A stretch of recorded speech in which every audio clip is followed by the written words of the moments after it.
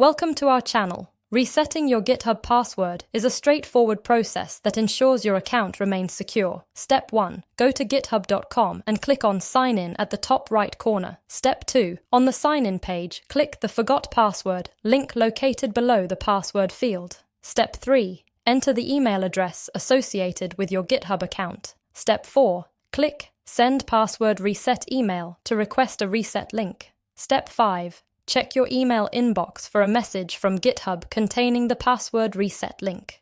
Step 6. Click on the reset link in the email, which will take you to a page where you can create a new password.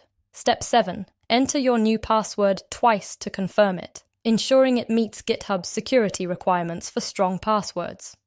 Step 8. Click Reset Password to finalize the change. Then log in with your new credentials to verify access has been restored. Don't forget to like this video and subscribe to our channel.